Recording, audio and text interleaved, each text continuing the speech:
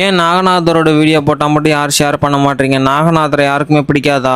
இப்போ நீங்க பாக்குறது ஒரு நாகப்பாம்போட சடலம். அதோட கண்ணை பாருங்க, இன்னும் அது உயிரோட இருக்கிற மாதிரியே தான் இருக்கு. இது எனக்கு ஒரு ரோட்டோரமா தான் கிடைச்சிச்சு.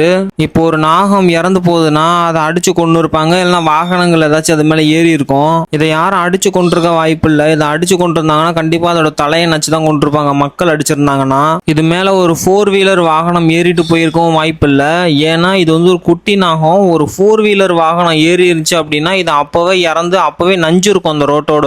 இது உடம்புல அடிபட்டும் படாம இருக்குது அப்படின்னா இது வந்து ஒரு 2 வீலர் வாகனம் தான் இது மேல ஏறி இருக்கு. இந்த வீடியோ இப்ப நான் ஏன் பதிவு பண்றேன்னா, ஒரு நாகம் குட்டியோ இல்ல பெருசோ அது வந்து ரோடு கிராஸ் பண்ணிட்டு இருக்கும் போது வாகனத்தை ஒரு நிமிஷம் நிப்பாட்டுறதுனால ஒன்றும் ஆகாது. நீங்க அதிவேகத்துல வந்துட்டு இருக்கீங்கன்னா அதை வாகனத்தை ஸ்லோ பண்ணா கூட அது கொஞ்சம் ஊர்ந்து போயிடும். அதுக்குன்னா நம்மள மாதிரி கைகால் இருக்கா ஓடுறதுக்கு?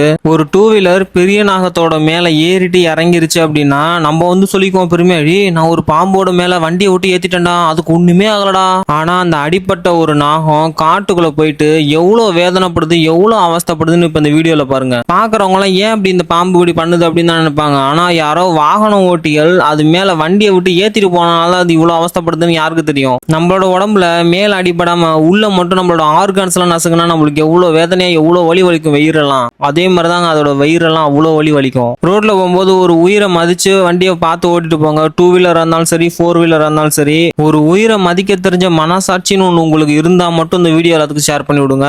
வீடியோ பார்த்ததுக்கு நன்றி.